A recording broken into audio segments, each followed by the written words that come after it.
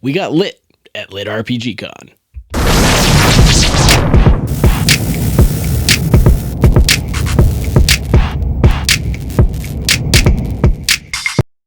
And there's the opening crack. Welcome everybody to another episode of Bards and Barrels. I'm Ross Druce. Along with me, as always, Phil Boone.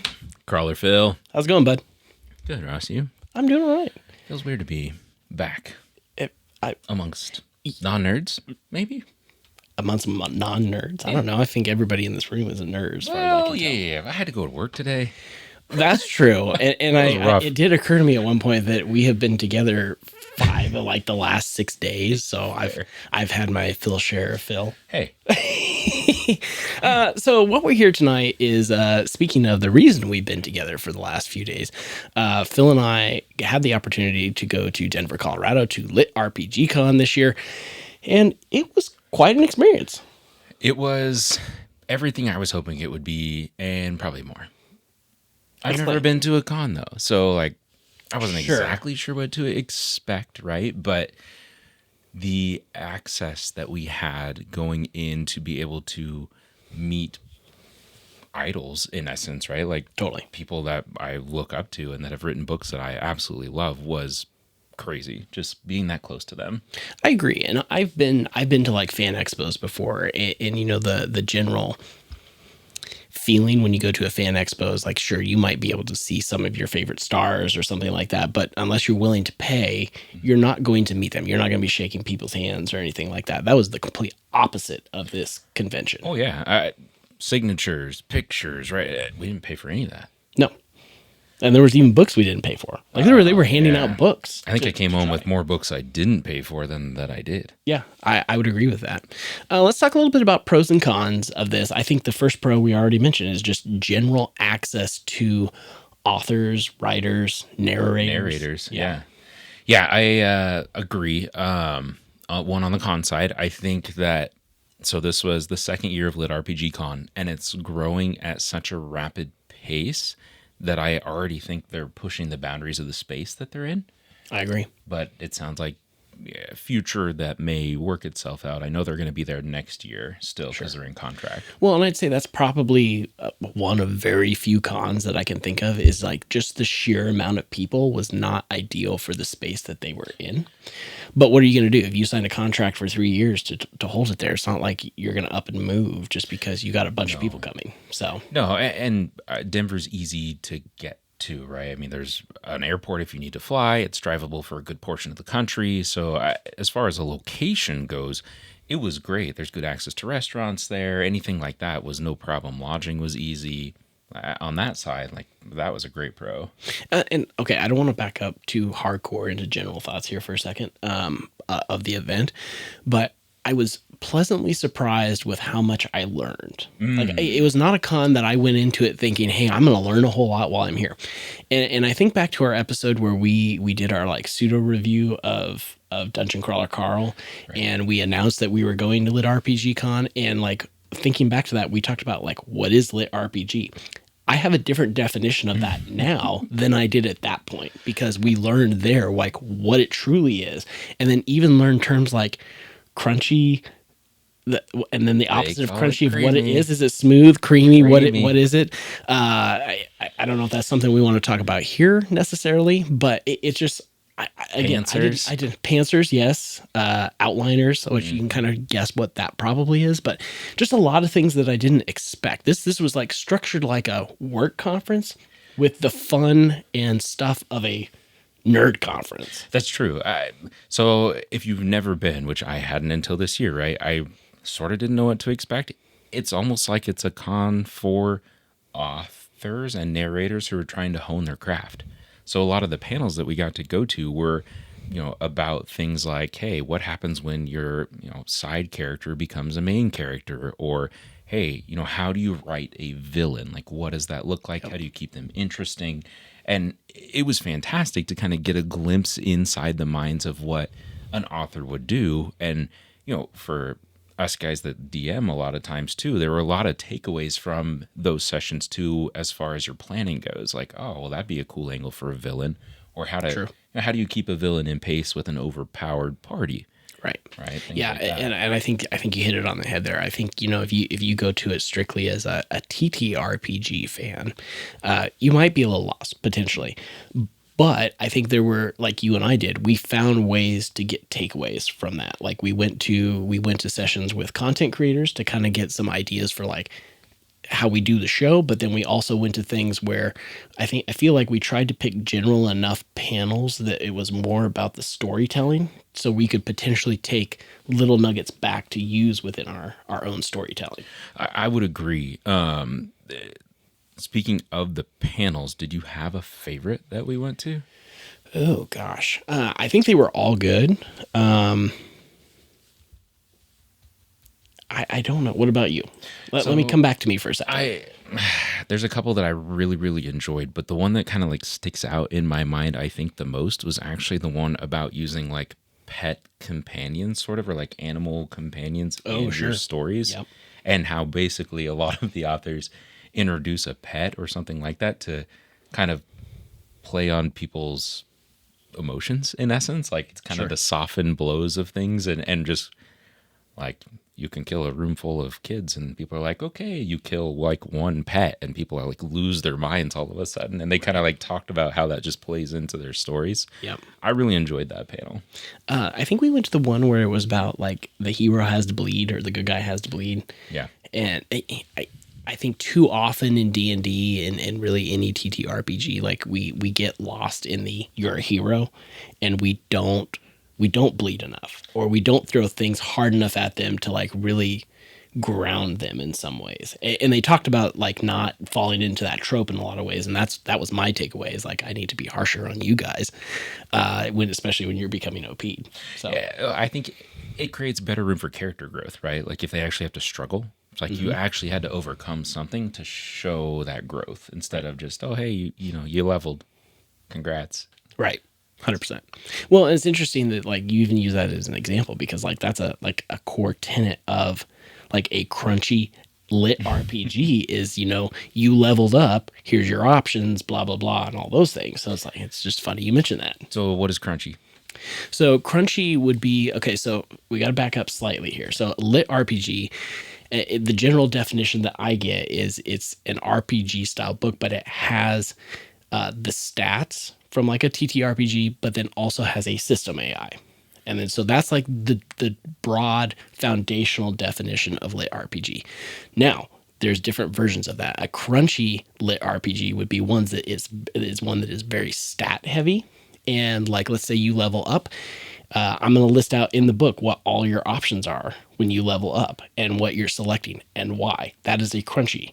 Dungeon Crawler Carl, for all you out there who have already read Dungeon Crawler Carl, that's probably somewhere between like the creamy cozy lit RPGs and the crunchy lit RPGs. I feel like it starts a little more crunchy too, and the further along in the books you get, it moves away. Now, like He Who Fights with Monsters, I'm still in book 1, but it's crunchier than DCC. Yeah. Like the magic system's a little bit more complex, and all of that's listed out as he works through it. But I think that I learned this week that I like crunchy.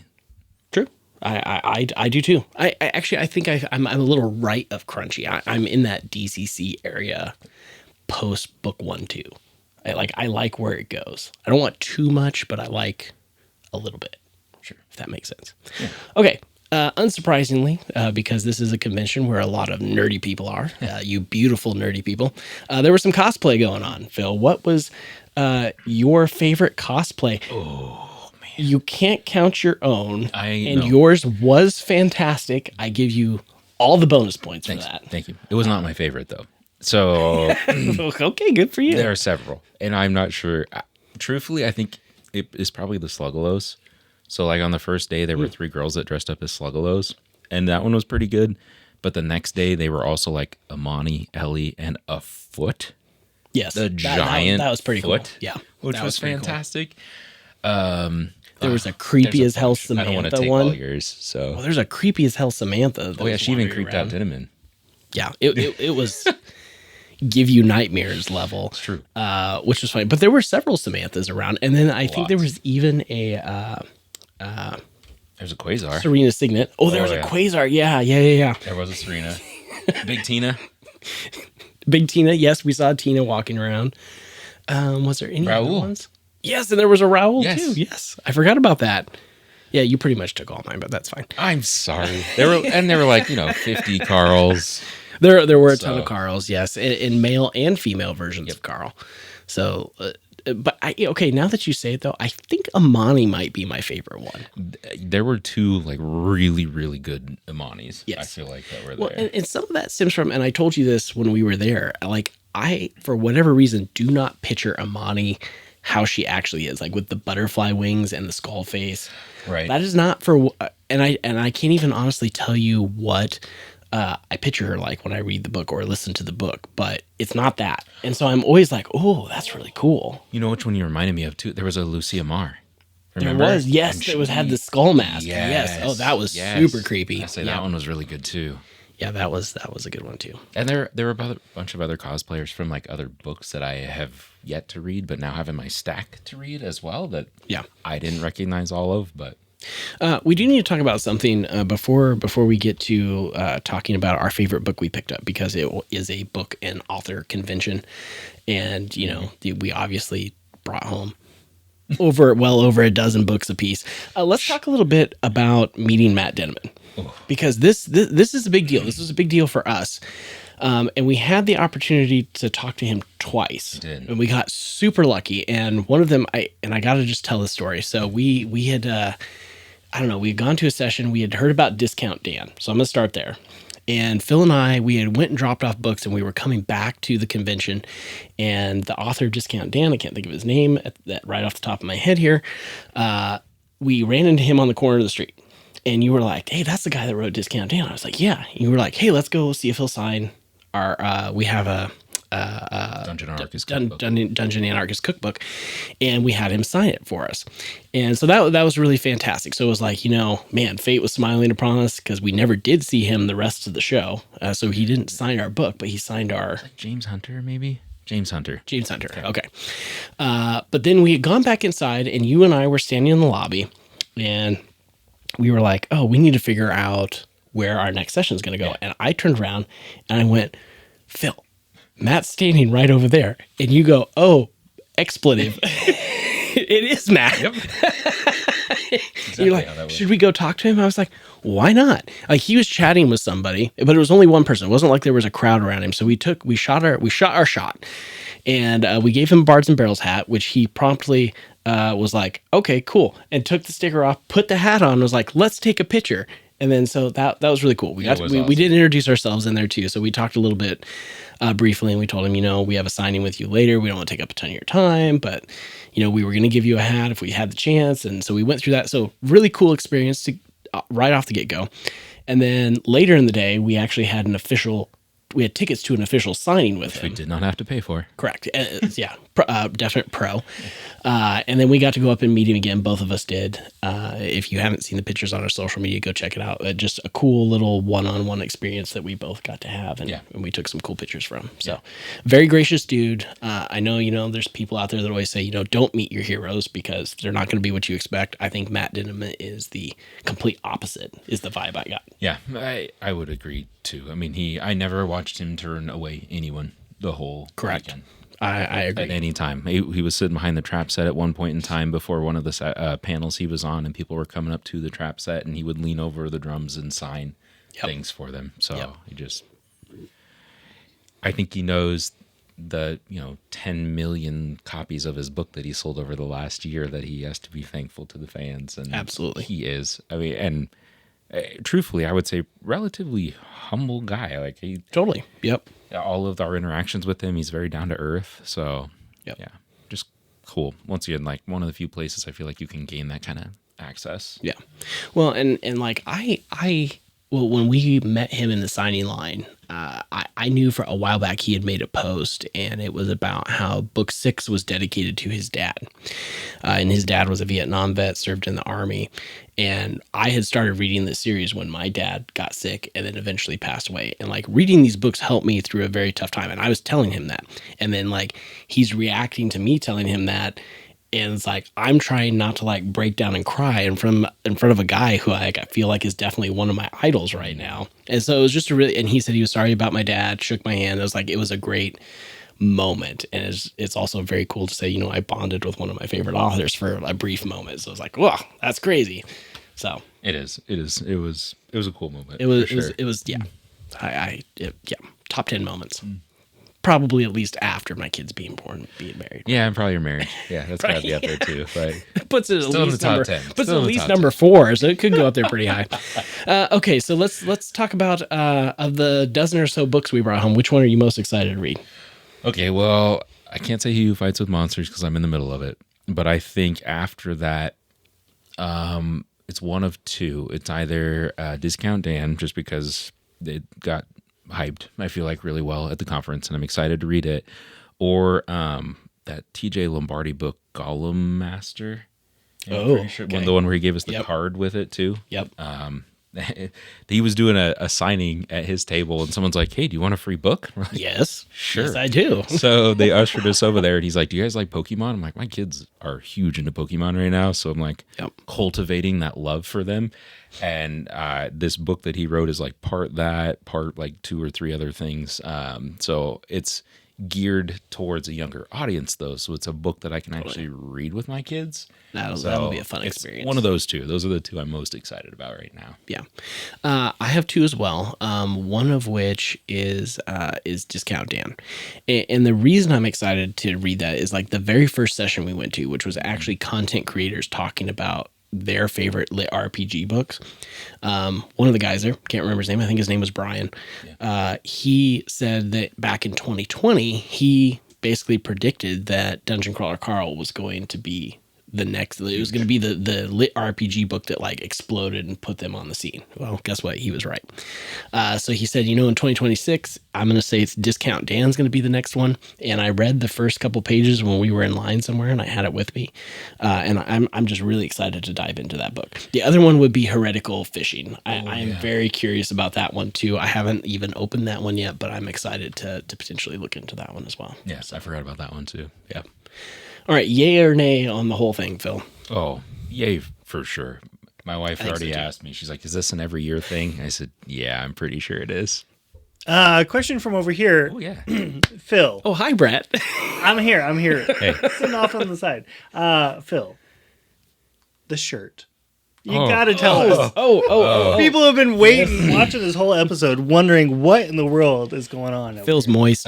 So Dakota Kraut had a pre-launch party for one of his new book series. I had the name of it earlier, and I just lost it. It was the Challenger series? Challenge? No, I'll have to... Well, here, turn around. It's on your back. No, it doesn't actually say the name of it. Oh, it doesn't. Oh. Any blood but red. He's launching this new book, and actually it just got picked up by Penguin Random House. Yes, right? Correct. Yep.